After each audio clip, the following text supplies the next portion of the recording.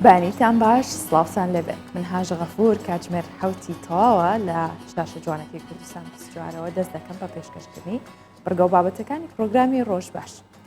ئەمڕۆ دەستپێکی هەفتەکەیە بێگومان بەوزێکی زۆرەوە هاتوونەتەوە لاتەن تا تەواوی ڕۆژەکەەوە تەواوی هەفتەکەش بە خۆشی بەڕێبکەین ئینشاءالله لە کوردستانێکی ئاوادان لە کوردستانێکە فەرهەنگی ئاشتی و پێکەوە ژیانی هەیە.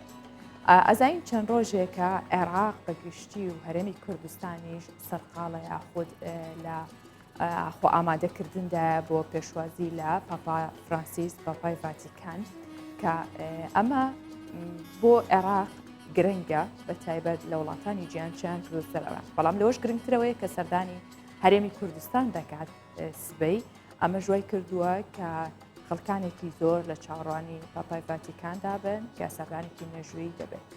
ئەمە بووە لەبەرەوەی هەرێمی کوردستان هەمیشە فەرهەنگی پێکەوە ژیان و ئاشتی و ئەو هەموونەتەوە جیاوازە ئەو هەموو ئاین و بیر و باوەڕە جیاوازە لە هەرێمی کوردستان بە ئاشتی لە دێر زەمانەوە ژیاوە. هەموو ئەمانە و ئەجندەی سەردانەکەی پاپای ڤاتیکان دەخینە ڕوو لە تەوەری پرۆگرامەکەی ئەمڕۆماندا. جگەلەوە چەندین بەرگە و بابەتی دیکەمان بۆ ئامادەکردوون و دەستپێکیش بە کورتێک لە هەواڵە ناوخۆیی و جیهانیەکان دەست پێەکەم.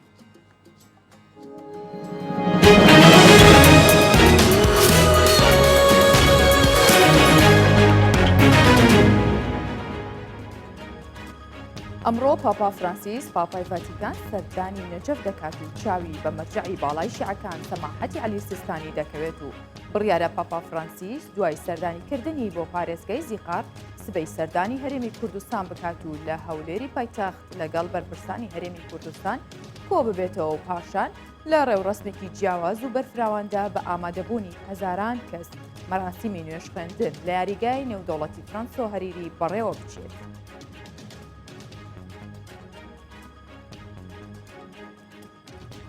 سەدر و خەزعەلی پێشوازی لە سەردانی پاپا فرانسیس بۆ عێراق دەکەن. موقتەدا سەدر ڕێبەری ڕەوتی سەدر لە هەژماری خۆی لە تویتەر تەنیا نووسیوێتی بەخێر بیت پاپا فرانسیس بۆ عێراق و هیچی دیکەی نەنووسیوە.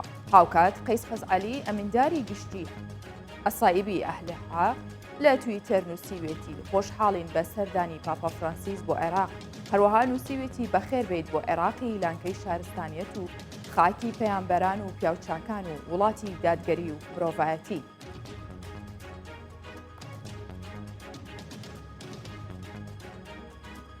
گوتەبێژی جەهەپا ڕای دەگەێنێت پرسی کورد لە پەرلەمان چارەسەر دەکرێت. گوتەبێژی جەهەپا ڕای دەگەێنێت چارەسەرکردنی پرسی کورد لە پەرلەماندا دەبێت و لە ڕێگەی شاراوەوە هیچ کێشەیەک چارەسەر نابێت. ڕاشی دەگەێنێت ڕەجەب تەیب ئەردۆغان سەرۆک کۆماری تورکیا سیاسەتێکی تون پەیڕەو دەکات و بە توندوتیژی و سیستمی تاکەکەسی وڵات بەرەو ئاڵۆزتر دەچێت. خراپی دۆخی ئابووریش دیارترین نمونەیەتی.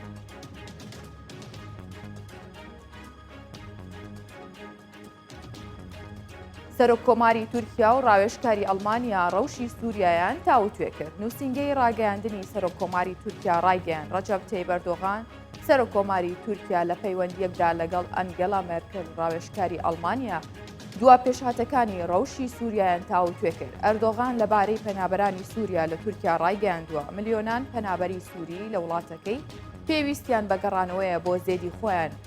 وەگوتیشی بۆ ئەم مەبەستە پێویستمان بە پاڵپشتی و هاوکاری مادی و تەکنیکی یەکێتی ئەوروپا هەیە.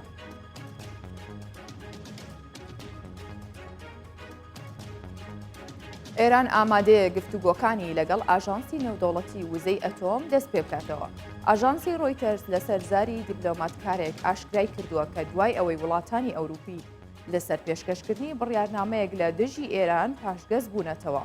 بەرپرسانی ئێرانیش ئامادەی خۆیان بۆ گفتوگۆکردن لەسەر چالاکیە ئەتۆمیەکانیان لەگەڵ ئاژانسی نێودەوڵەتی وزەی ئەتۆم دەربڕیوە. سەرچاوەکە ئاشکراشی کردووە کە ئێران ئامادەیە تەنیا لە ڕووی تەکنیکیەوە ڕوونکردنەوە بە ئاژانسی وزەی ئەتۆم بدات.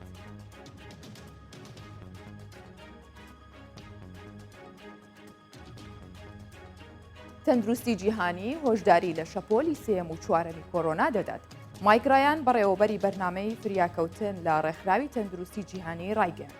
نابێت ڤاکسینی کۆرۆنا ببێتە هۆی کەمکردنەوەی ڕێکارەکانی خۆپارێزی لەو هەتایە لەلایەن هاوڵاتیان و هەموو وڵاتانەوە.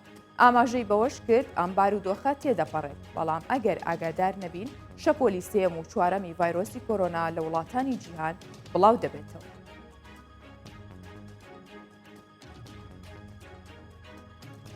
کورتەی هەواڵەکانم پێشکەشکردن.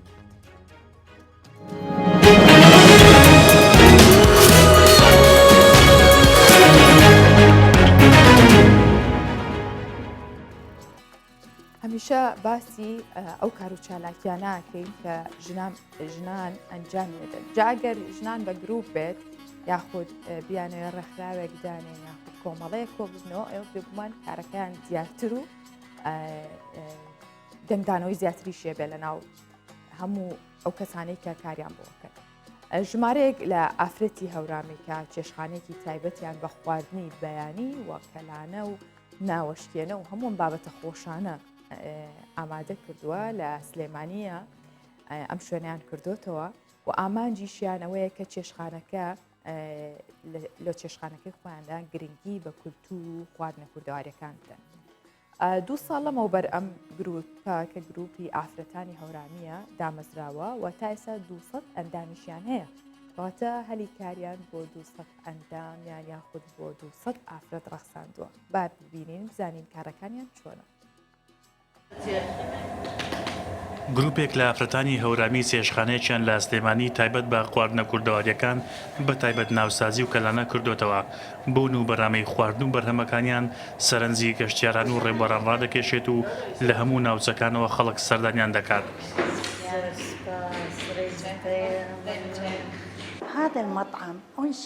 ئەم چێشتخانەیە لەسەر دەستی چەند ئافرەتێکی کورد دامەزراوە. زۆر دەستڕەنگین و بەهرەمەندن بە تایبەت لە دروستکردنی کەلانە. ئەم خواردنە زۆر تایبەتمەندە بە تایبەت لە ناوچەی هەورەمان. متميزة في إقليم كردستان وخاصة في منطقة هورمان. ئەو خانمانە بۆ دروستکردنی خواردنە کوردەواریەکان تەنیا پشت بە ڕۆن و کەرە و بەرهەمە خۆماڵەکان دەبەستن.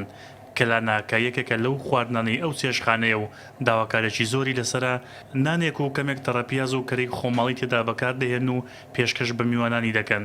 ئەوە شوای کردووە ئەگەر ڕۆژانە نەبێت ئەوە هەفتانە ژەمێکی هاوڵاتیان لەو چێشخانەیە بێت. ئێمە وەکو گروپی ژنانی هەورامان کە گروپێکە لە 2010ەوە ئیشەکەین ئەم گروپە بەسەدان و تا زیاتر لە 200 خاتون لەو گروپە هەن کە هەریەکۆ لە بوارێکە توانایەکی هەیە. بیرمان لەوە کردەوە ئەم توانانە بخێنە کار هەلێکی کار بێت بۆ خانمەکان و بتوانین شتێک پێشکەشی ئەو خەڵکەشکێن کە شایستەیەتی. ماوەیەک لەمەوبەر ژمارەیەک ئافرەتی دەستڕەنجین و شارەزا بڕیاریاندا لە گروپێکدا یەک بگرن و چێشخانەیەک بکەنەوە و خواردنە کوردەواریەکان وەک ناوسازی و کەلانە و ناوەشکێنە بفرۆشن. جیاوازی ئەم ڕستورانتە ئەوەیە ئەم شتانە شتێکی فۆلکلۆری مێژویی سادە و تەندروستە. هیچ مەوادێک تۆ نابینی حافزەی دیابێ. گروپی ئافرەتانی هەورامی لە 200 ئەندام پێکات و ژمارێک لە ئەندامانی ئەو گروپە بە ئامانزی گرنگیدان بە خواردنی کولتوری و کوردەواری چێشخانەیەکیان لە سلێمانی کردوتەوە. بۆ ئامادەکردنی هەر خواردنێکیش پشت بە بەرهەمە خۆماڵەکان دەبەستن. لە ماوەیەکی کەمیشدا توانی سەرنجی زۆرترین گەشتیار و هاوڵاتی ڕابکێشێت.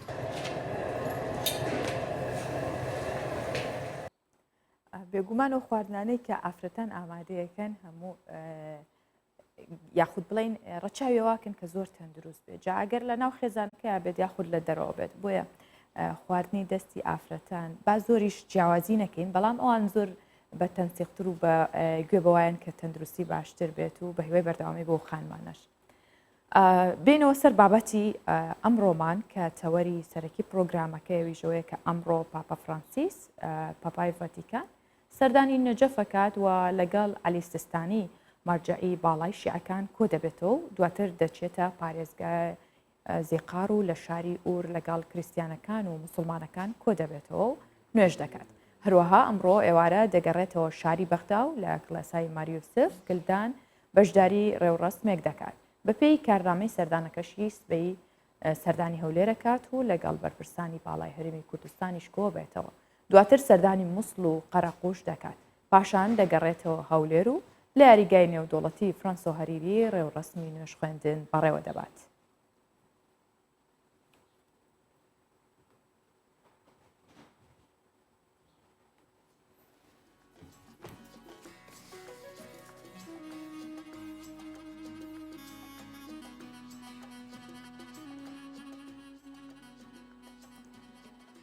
پێکەوە ژیان یاخود بڵین لە هەرێمی کوردستان کاتێک کە ئەم هەموو نەتەوە جیاوازە ئەم هەموو ئاین و ئایدیا جیاوازەی تایە و تا ئێستا بە ئاشتی ڕۆشتووە ئەمە بۆتە سمبولێکی دیاری هەرێمی کوردستان و لە هەموو بابەت یاخود لە هەموو سەردەمەکانی پێش و تریشدا ڕەنگی داوەتەوە هەتا ئێستا کە کابینەی نوێمی حکوومەت هەرێمی کوردستانە بە تەواوەتی و زیاتر کاری لەسەر پێکراوە و یاخود ئەو بابەتە زۆر ڕنگدانەوەی هەبوو زیاتر باس کراوە وەکە بینین کە یەکێک لە وەزارەتەکان وەزارەتی ئەوقافە لەناو ئەو وەزارەتدا بەشێکی تایە خود بڵین بۆ پێکەوە ژیانی ئاینەکانە ئێمە ئەمڕۆ میوانداری بەڕێز ئەمیر عوسمانمان کردووە کە بەڕێوەبەری ئەو یاخود بەڕێوەبەری پێکەوە ژیانی ئاینەکانە لە وەزارەتی ئەوقاف بەخێر هاتی کاک ئەمیر بەیانیت باش بەیانیتان باش سپاس سپاس ڕۆژێکی خۆش و پڕ ئاشتی ئینشەڵڵا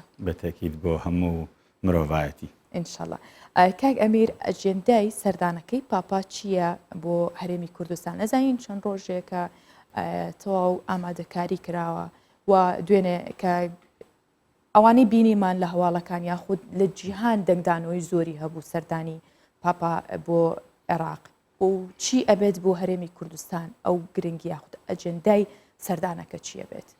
ئەجندای سەردانەکە لە دەستگا میدیاکان باس کراوە کۆمەڵێک مەحەتات و ملتەقای هەیە ئەمڕۆ دووەم ڕۆژی سەردانەکەیەتی کە بە فەرمی دەچێتە لای بەڕێز مەرزایی شیعەکان عەلی سیستانی کە پێشەکی خۆت ئاماژەت پێ کرد و ئەو دیدارانەی کە لەگەڵ سەرکردە ئاینیەکان و ئەو دیدارانەی کە لەگەڵ سەرکردە سیاسیەکان دەیکا هەڵبەتە بە مەبەست دێ و بە بەستیش هاتووە کۆمەڵێ پەیام و مەسەجی هەیە هاتنی بەڕێز پاپا فرانسیس بۆ هەرێمی کوردستان تایبەتمەندی خۆی هەیە ئەو پێگەی هەرێمی کوردستان کە ئێستا لە سەروی ئەترافە زمینیەکەی پێکراوە چونکە یەکەم جارە ئێمە تەماشا دەکەین لەسەر مستەوای دەوڵەتی فاتیکان پاپایەک دێتە ڕۆژهەڵاتی ناوەڕاست و بە تایبەتیش بۆ هەرێمی کوردستان ئەمە سەرتۆپی هەموو سەردانەکانە چونکە کۆمەڵە تایبەتمەندی تێدا و کۆمەڵە مەسەجی تایبەتی تێدا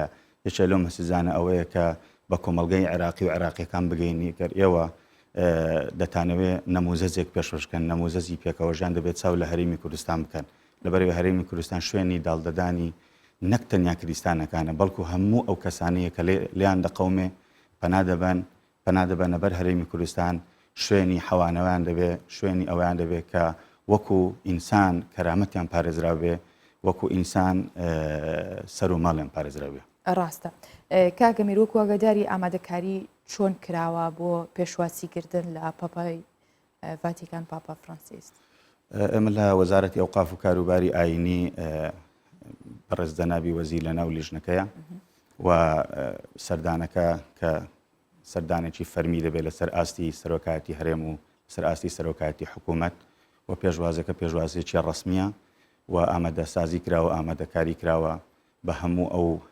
پێکاتانی کە لە کوردستان هەیە لە پێشوازی بەڕێز جەنابی پاپا دەبن. زۆر باشە کاگەمیر باسیەوەت کرد کە ئەمە پەیامێکی گرنگە لەلایەن پاپاوە کە سەردانی عێراق کات و بە تایبەتیش لە هەرێمی کوردستان ئەمە یاخود بڵێن گرنگی و کاریگەری ئەو سەردانە چییە بێت دواتر و ئێستا و بۆ دواتریش بۆ هەرێمی کوردستان بە دڵنیایی گرنگەکەی لەوەدایە کە ئێمە هەر لە ڕەهەندە ئاینەکە سەیری ئەو سەردانە نەکەین بەڵکو لە ڕەهەندی ئابووری لە ڕەهەندی سیاسی و لە ڕەهەندی ئیجتیماعی دەتوانین تەماشای سەردانی بەڕێز پاپا فرانسیس بکەین بۆ هەرێمی کوردستان لەبەرەوەی تەماشای ئەو پێگەیی کە هەرێمی کوردستان ئێستا لە ناوچەکە و لە منتقەکە و لە هەرێمایەتی هەیەی بۆتە سەرنج و بایەخی ئەو وڵاتانی کە دێن ملتەقامان لەگەڵ دەکەن سەردانمان دەکەن هاتنی بەڕێز پاپا فرانسیس پەیامەکە بۆ هەموو عێراقیەکانە چونکە ئەو لە خەمی کریستیانەکان لە قەیراندان بەڕاستی وەزعیان زۆر خراپە ئیستیحاد دەکرێن و پێش سقوتی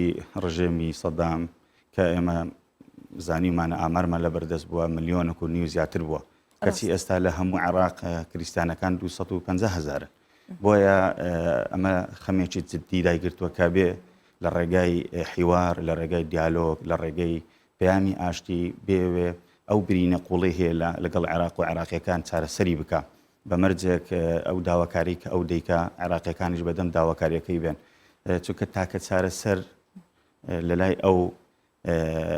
ئەوەیە کە ئێمە هەمومان بە شێوەیەکی ئاشتیانە بژی ئەگەر پێکەوە ژیان نەبێتە مۆدێلێک کە عێراق بمارەسەی بکە عێراق ڕۆژ بە ڕۆژ تووشی قەیران دەبێ هەر بەناو ئێستا عێراق ئەگەرنا عێراق وڵاتێکە کە بە پینە و پەڕۆ دروست بە بەداخەوە کە من ئەو قسە دەکەم بەڵام دیزاینەکەی بەو شێوەیە کە فرە عرقی و فرە ڕەنگی و فرە دەنجیە بەڵام لە ئەساسدا لە ئەمری واقعدا ممارەسە ناکە ئەگە ممارەسە بکە عێراق و ئاین لێک جیا ناکرێتەوە چونکە ئەو خاکە خاچی پێغەمبەرانە خاچی ئەمبیاە بۆیە باگراوندەکەی خلفێتەکەی ئەو مۆدێلە دینیا دەچێتەوە سەر تەبیعەتی خۆی دەچێتەوە سەر معدنی خۆی ئەگەر تەماشا بکەی ئەو پەیامی کە بەڕێز پاپە فڕانسیسێتی نەک بۆ کریستیانەکان بەڵکو بۆ هەموو پێکاتەکانە لە زمنی ئەوانش مسلمانەکان بە تایبەتی مسلمانەکانی هەرێمی کوردستان کە مووقیف و هەڵوێستی مەردانیان هەبووە یعنی لە ڕۆژگارێک ئەوەمان لەبیر نەچێ کە کریستیانەکان ماڵ و حاڵیان تێکچوو لیان قەوما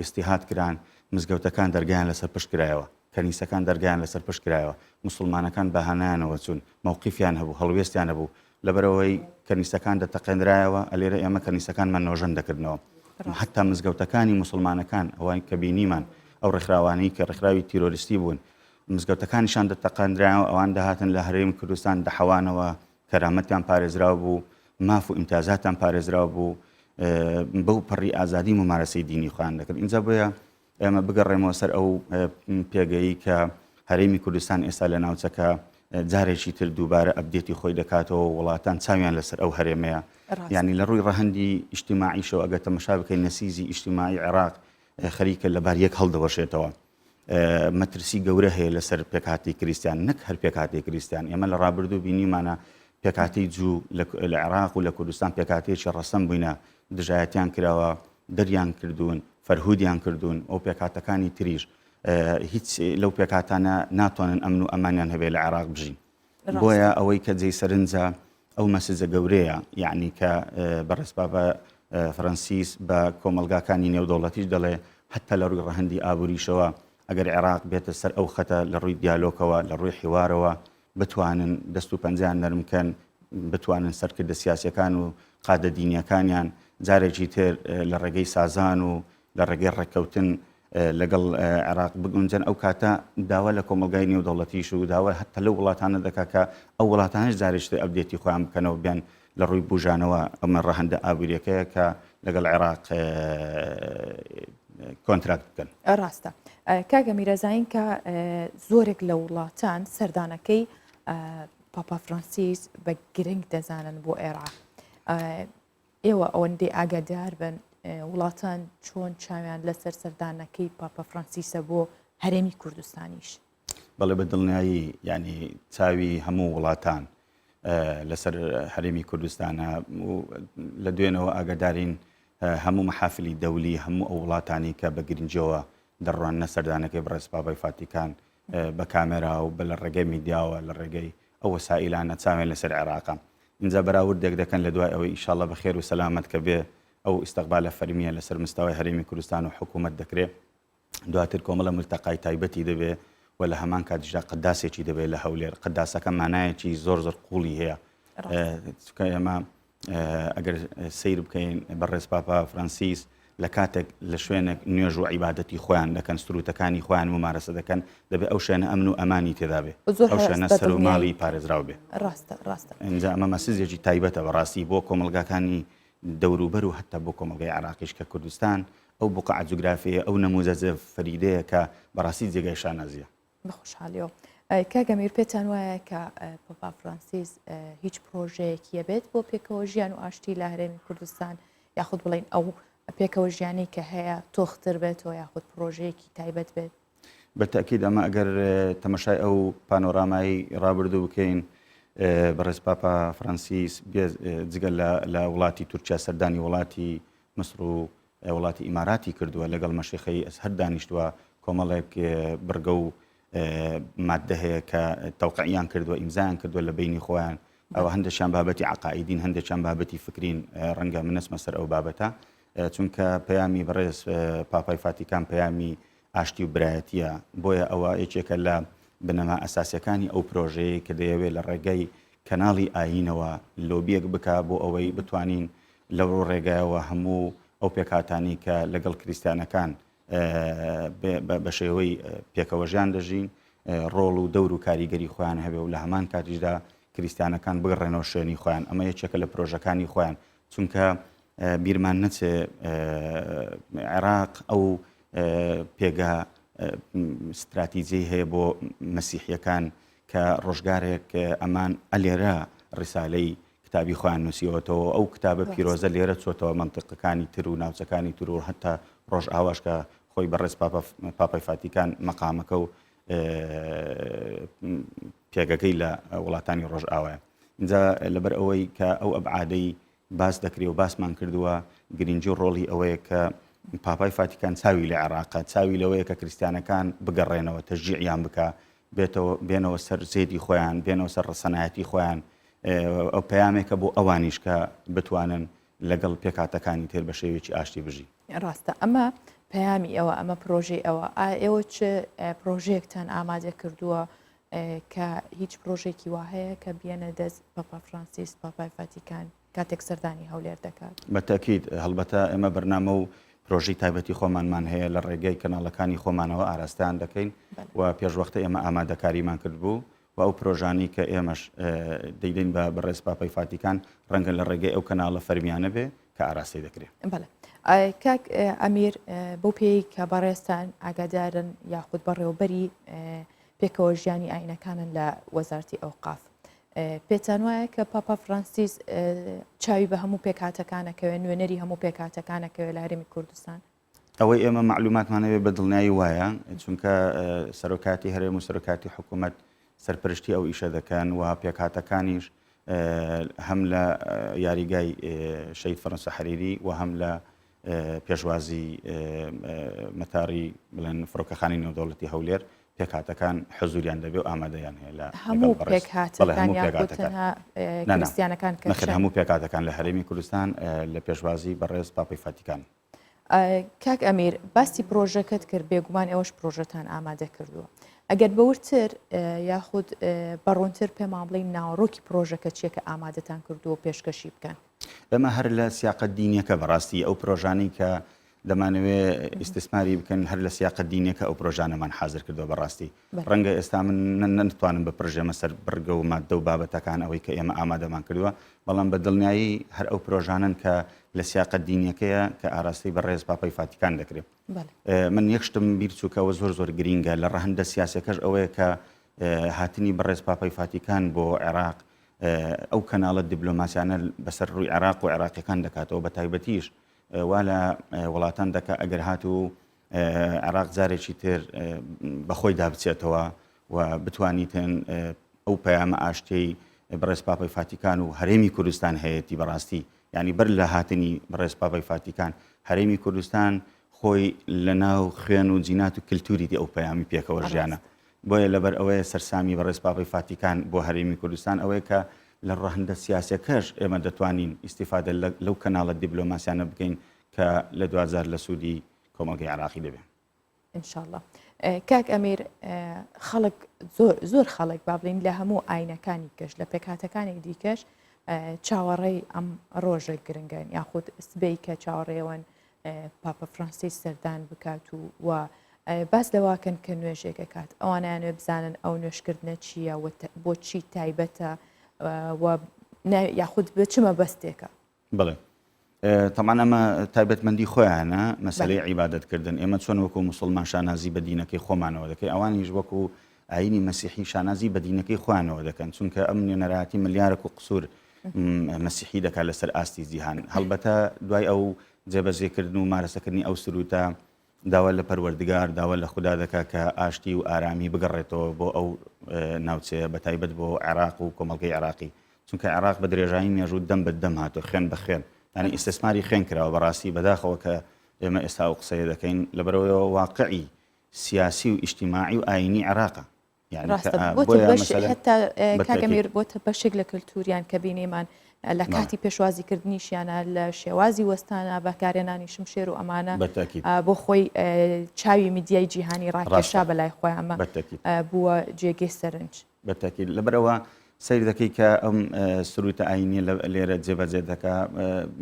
دەمێت بایەخەکە زیاتر بۆ هەرێمی کوردستان بێ بەدەر لە مەسائلی دەماژیری و تەعەسوب بەڕاستی بەڵام بەتەکیید نەخێر ئەمە حقیقەتێکە چکە کوردستان پێگەی هەرێمی کوردستان لە ڕووی کەلەپوری بەشەریشەوە زۆر دەوڵەمەندە بۆیە مەسەلەن ئەمە یەکێ دەبێت لەو نقطانەی یان لەکێ دەبێت لەو خاڵانەی کە بەڕێز پاپای فڕەنسیس جەختی لێ دەکاتەوە و ئەو پەیامە ڕۆحیەی هەیەی لە ڕێگەی ممارەسی دینەکەی خۆیانەوە کەم سروتی ئەمڕۆ بەیانی جێبەجێ دەکات لە ڕێگەی نوێژ و سەڵاتی خۆیانەوە هەڵبەتە ئەمەیە کە دوعا دەکا بۆ پاراستنی ئەو دەستکەوت و پاراستنی ئەو پێکاتانی پارێزگاریکردن لەو پێکاتانە دوعاکانی ئەو نزاکانی ئەو هەر لە ڕێگەی پەروەردگاری مەزنە ئینشاءڵڵا کاگەمیر ئەزانین کە زۆر پەنابەر یاخود ئاوارش هەیە لە هەرێمی کوردستان کە ئێرە بۆتە لانەیەکی ئارام بۆیان ئەوانە هیچ بڵێن ڕێگە خۆشکەریەکیان بوو کراوە کە بەشدار بن و بیانەوێت پاپا فرانسیس ببینن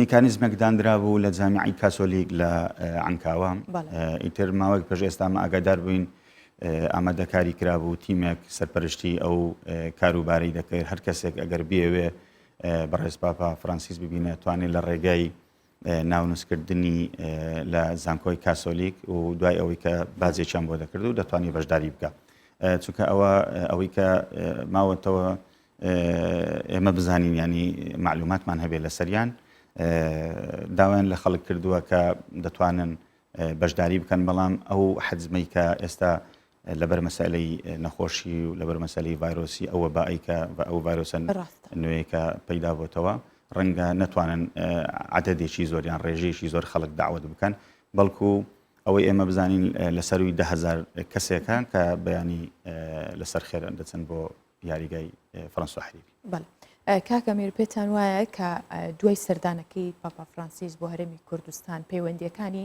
هەرێمی کوردستان لەگەڵ ڤاتیکان چۆن دەبێت یاخود گەرمترە بێت بەتایبەت لە ڕوو ئاینیەکەشیەوە گومانی تێدا نییە ئێمە بەدەر لەو سەفەرە و سەردانانی کە بەڕێز پاپای ڤاتیکان ئێمە عیلاقاتێکی دیبلۆماسی و ئاینی زۆر بەهێزمان هەبووە لەگەڵ ڤاتیکان لەبەرەوەی ئێمە لە ڕابردوو سەیرمان کردووە بەڕێز بارزانی و سەردانی فەرمی کردووە بۆ وڵاتی ڤاتیکان هەتا لایەنە سیاسەکانی تریش دوایی سەرۆکایەتی هەرێم سەرۆکایەتی حکوومەت یعنی بەڕێز کاک مەسرور لە ساڵی ڕابردوو بە شاندێکی گەورە بە فەرمی سەردانی وڵاتی ڤاتیکانی کردووە و عیلاقاتە دیبلۆماسیە ئاینیە کللتوریە تەنانەت ئابووریەش کە ئێمە لە مستەقبل دەمانەوێت پەرەی پێ بدەین ئەوە گومانی تێدانێن لە دوای چوونەوە پەیوەندیەکانمان زۆر زۆر بەهێزتر دەبێت ئینشاءڵڵا کاگەمیر چ شتێکی تایبەتان ئامادە کردووە لە پێشوازیە هەم لە کاتی بۆ نمونە ئەگەر لە فڕۆکەخانە بیا خۆت لە کاتی گەیشتنیا بێت بە چ شێوازێک ئایا ئەوەی ئێوە ئامادەتان کردووە چییە و جگە لە پێشوازیکردن بە شێوەی کللتوری خۆمان کە فرەڕەهەندە هیچ دیارێکی تایبەتان ئامادە کردووە کە پێشکەشی بکەن بە دڵنیایی دیاری ئامادەکراوە بەڵام ئەوەی کە سەرپرشتی ئیشەکە دەکایان سەرپەرستی کاروباری ئەو مەڕاستیمە دەکا هەڵبەتە بەشی پرۆتۆکۆلی سەرۆکاتی هەرێم و سەرۆکاتی حکوومەتە ڕەنگە ئەمن لە بەرنامەی ئەوان زۆر باش تێنەگەیشت بم بەڵام بێگومان ئەو نوێنەرانەی کە لەوێ ئامادە دەبن هەر کەسێک بە کللتوری خۆی ڕەنگە دیارێکی تایبەت بیدا بە بەڕێز پاپای ڤاتیکان کە ئەمە فەرهەنگ و ناسنامە و کللتوری وڵاتەکەی خۆمانە بێگومان کللتوری ئەمەوەندە دەوڵەمەندەوە دەشتی جوانیتیایە شانی ئەوەیە کە بە دیاری بدرێت زۆر سوپاس کاک ئەمیر عوسمان بەڕێوەبەری پێکەوە ژیان لە وەزارەتی ئەوقاف بەخێر هاتی دووبارە سپاس ڕۆژێکی خۆش بە هەمولایە بۆ ئێوەش ئێستاش با بەیەکەوە ڕەوشی کەشوهەوای شارەکانی کوردستان ببینین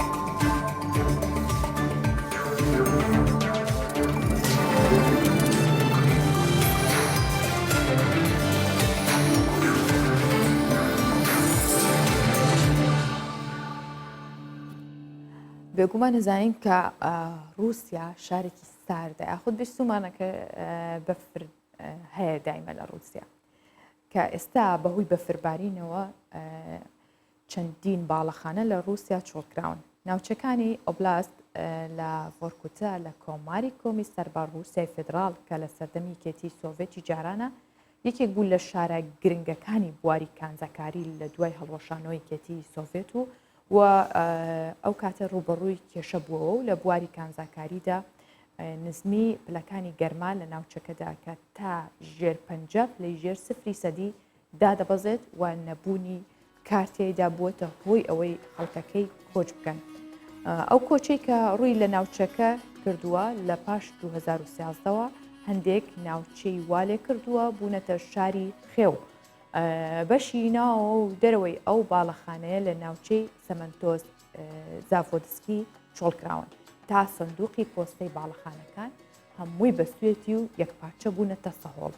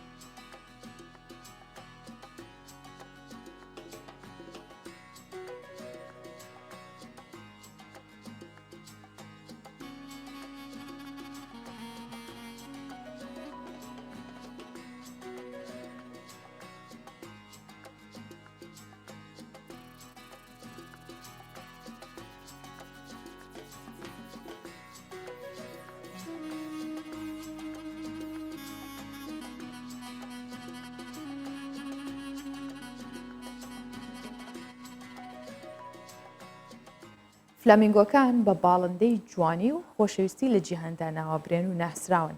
دەریاچەی بۆگۆریای کینیاش بە جیهانی ئەم باڵندەیە ناسراوە چونکە نزیکەی 400,000 باڵندە لەسەر ئاوەکانی دەریاچەکانە ژین و بۆتە سەرچاوەی ڕاکێشانی گەشتیار بۆ ئەم ناوچانە و لە ڕووی پیشەسازیەوە گرنگی بۆ ئەم وڵاتە هەیە. ژینگە دۆستانیش هەڵکشان و داکشانی ئاوی دەریاچەکان بە هۆکاری مەترسی لەسەر ژیانی ئەو باڵندەیە زان و هۆشداریان لەو بارەیەوە داوە.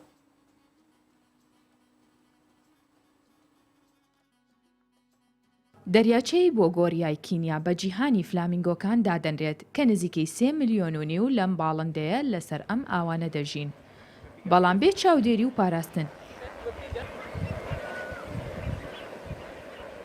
ژینگە دۆستانیش ترسیان لە چارەنووسی فلامینگۆکان هەیە چونکە زۆرجار لاشەی ئەم باڵندە دەگمەن و ناوازەیە بەسەر لق و پۆپی گژوگیا و ڕۆکەکاندا دەردەکەون و مردار دەبن. پاسەوانانی ئاژەڵانی کێوی لە کینیا هۆکاری مەترسی سەرژیانی فلامینگۆکان دەخەنە ڕوو.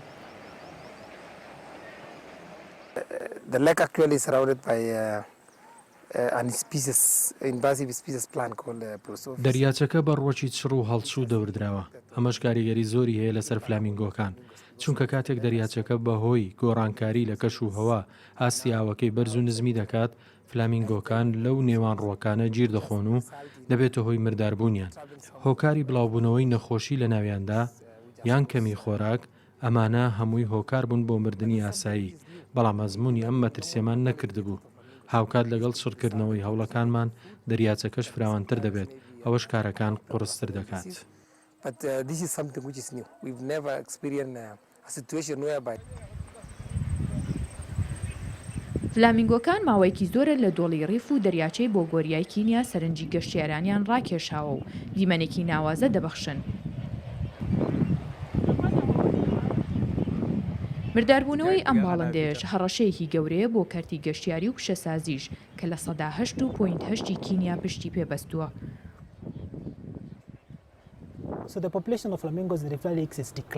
فلامینگۆکان پێویستیان بە دەریاچەیە کە ئاوێکی تەنچی هەبێ. ئەگەر ئاوی دەریاچەکە بەرز و نزم بکە، ئەوە دەبێتە هۆی مەترسی و بە ئەستەم دەستکەوتنی خواردن و زوو پیسبوونی ژنگەکەیان. ئەوە ژوا دەکا فلامینگۆکان بفڕن و دوور بکەونەوە یان لە ناو بچن.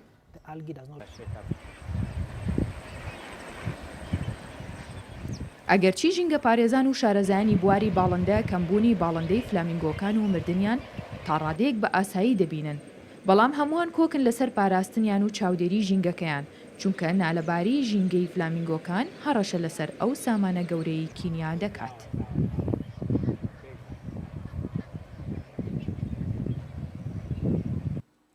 ئێستا با بەهای دراوە بیانەکان و نرخی زر لە بازاڕەکانی هەرێمی کوردستان ببینین. $100 ئەمریکی بەرامبەر بە 145,500 دیناری عێراقیە، 100 یۆرۆ بەرامبەر بە 182,000 دیناری عێراقیە، 100 پاوەندی بەریتانی بە 203,000 دیناری عێراقیە، 100 لیرەی تورکی 19,750 دیناری عێراقیە، 100,000 تومانی ئێرانی 5,900 دیناری عێراقیە و مسقالێک زێڕی ئایار 24 405,000 دیناری عێراقیە، مسقالێک زێڕی ئایار 21 357,000 دیناری عێراقیە و مسقالێک زێڕی ئایار 18 304,000 دیناری عێراقیە.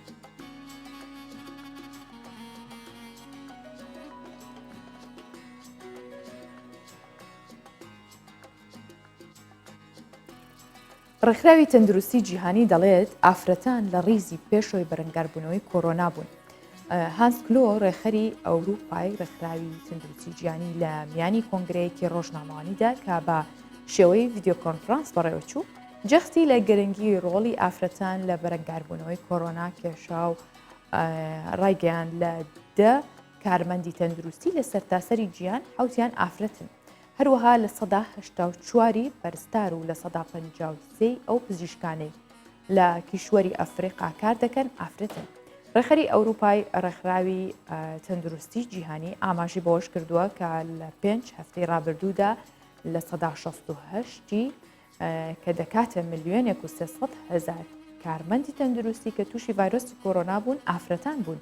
ئەوەش نیشانەی بوونی هێزی ئەو توێژەیە لە یاخود لە بەرەنگاربوونەوەی کۆرۆنادا. دەژڵێت ماوەیەکی زۆرە دۆخە نائاساییەکان کاریگەری خراپی لەسەر ئافرەتان هەیە و هەوڵی چارەسەرکردنی دەدەین. داواشی کرد هەوڵێکی جیهانی بدرێت بۆ پاراستنی کارمەندانی ڕیزی پێشەوەی بەرەنگاربوونەوەی ڤایرۆسی کۆرۆنا و کوتانی کارمەندانی تەندروستی بە ڤاکسینی دژە کۆرۆنا. هانس کلۆ لە بارەی ڕۆژی جیهانی ئافرەتانیشەوە پیرۆزبایی خۆی ئاراستەی ئافرەتانی جیهان کرد و جەختی کردەوە یەکسانی جێندەر لە وڵاتانی ئەوروپا جێبەجێ نەکراوە و لە سەردەمی ڤایرۆسی کۆرۆناشدا دۆخەکە خراپتر بووە.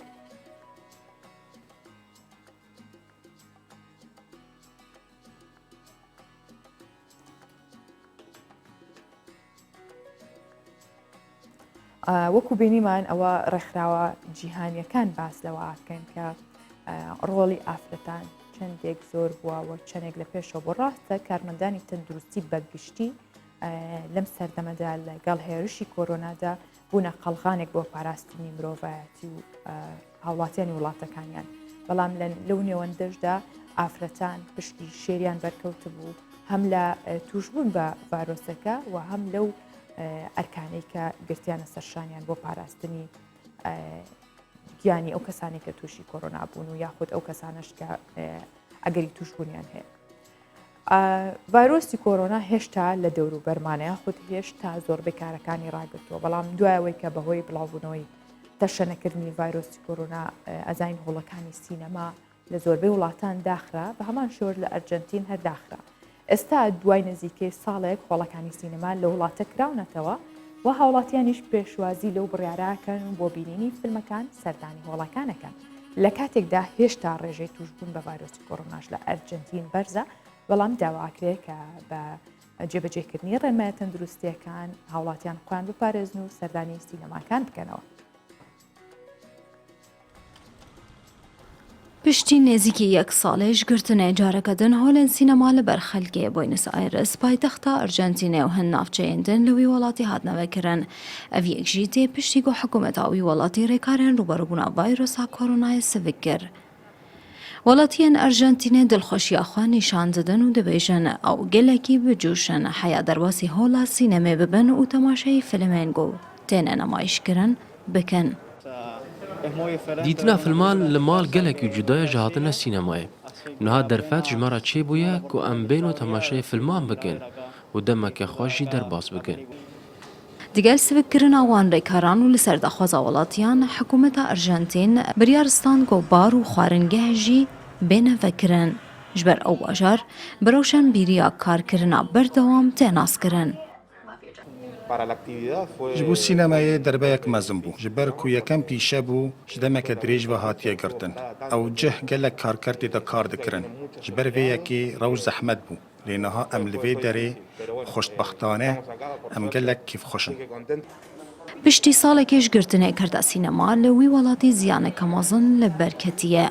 Got vê vekirinê tê hêvîkirin careke din bikarin tevgerê vegerînin holê sînema û çalakirina kirta sînema û şanoyê da bi hezaran kes careke din vegerinin ser karê xwe. Ji bilî wê yekê jî kêfxweşiyeke mezin xistiye dilê hişkerên sînemayê yên ku ev demeke dirêj ji xweşiya sînemayê bêparma bûn. Vaksînkirina xelkê li wî welatî bi awayekî hêdî hêdî birêve diçe û kêm e. Herûha hin jorên çavderiyên çir jî li wî welatî ji bo careseriya nexweşên wê vayrosê têne bikaranên. Tanha li Ercentînê zêdetir ji 2 milyon û 100,000 kes bi koronayê ketine û rêjeya can ji destanê 510,000 kesan derbas kiriye. لە بورگەی ئەم جارەی مایکاب لە پرۆگرامی ڕۆژباش دەچینە لای بڵێسە حەسەن کە مامۆستای بواری جوانکاریە و وانە بە قۆناغی 9 تا 12 ئامادەی دەڵێتەوە.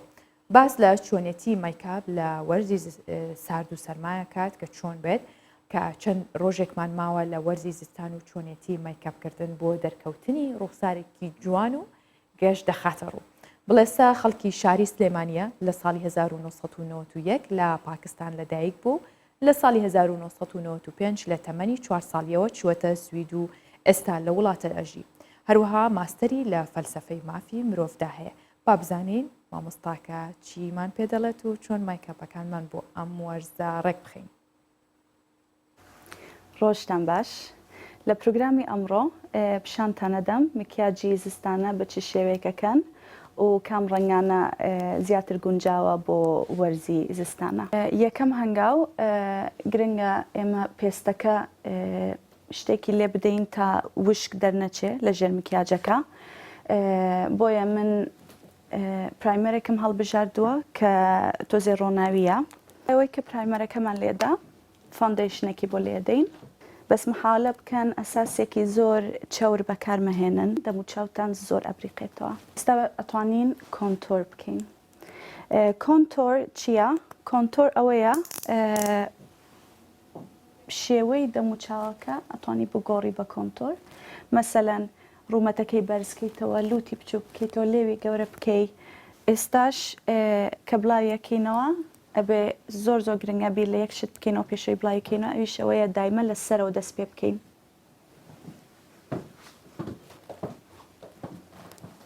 بە عینەن شێوە لەسەرەوە دەست پێکەین بڵاویەکەینەوە و یێوە شێواش ئەڕۆینە خوارە. ئاوا بە یێواشی بڵاویەکەینەوە هەر بەم شێوازە یێوە شێواش کۆنسیلەرەکە پاڵ پێوانین بۆ ناو پێستەکە. کۆنسیلەر قەت نابێ ڕابکێشرێ دایمە ئەبێ پاڵ پێوە بنێندرێ بۆ ناو پێستەکە. لە بڕی کە ڕایە کێشی کۆنسیلەرەکە خەت دروستەکە. ئەو خەتانش وە لە کۆنسیلەرەکە ئەکا کە جوان دەرنەچێت لە ژێر چاویە. ئێستاش کۆنتۆرەکەی سەلوتی بڵاوکەینەوە لوس پاودەر. ئەم پۆدرێش هیچ ڕەنگی نییە بەس پۆدرەیەکە کۆنسیلەرەکە ماتەکە بۆی خەت دروست نەکە لە ژێر چاوە. سەر ڕوومەتی بۆ لێدەین. سەر ڕوومەتەکە نابێ زۆر زۆر سوور بێ یا پەمەیی بێ. یەک تۆز مەیلە و برۆنزی پۆدرەی ژێر چاوەکەی لابین. ئەویش هەر بەم شێوەیە زۆر بە یێواشی پۆدرەکە لابین لەسەر چاوی. پۆدرێکی تۆزێ مات بەکارەهێنین ئەمەیان تۆزی زیاتر ڕەنگی تایە لە پۆدرەکەی تر. من بۆ برۆ دوو شت بەکارەهێنم کە زۆر زۆر گرنگە.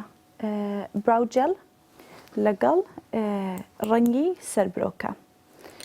براوجەلەکە وەکو مەسکارەیە فڵچەیەکی پێوەیە بەم شێوازە برۆکان بەرزەکەیتەوە بۆی برۆکان هەمووی تاڵتاڵ دەرکەوێ برۆکەمان بەرز کردوتەوە ئەتوانین ڕەنگی برۆکەی کە بەکاری هێنین برۆکان پڕکەینەوە.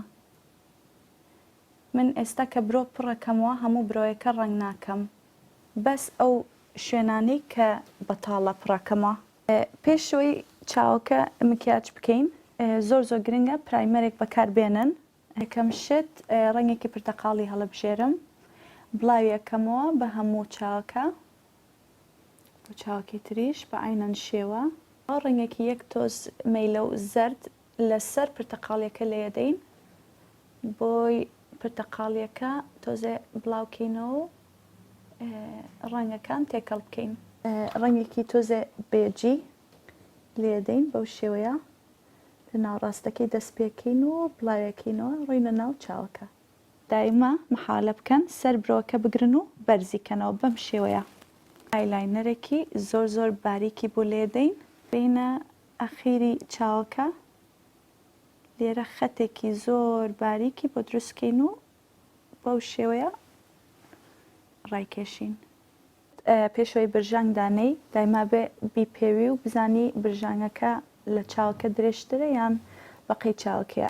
بۆ لێوەکە قەڵەمێکی یەک تۆز ڕەنگێکی تۆختر بەکارەهێنین بۆ تەختیتی لێوەکە.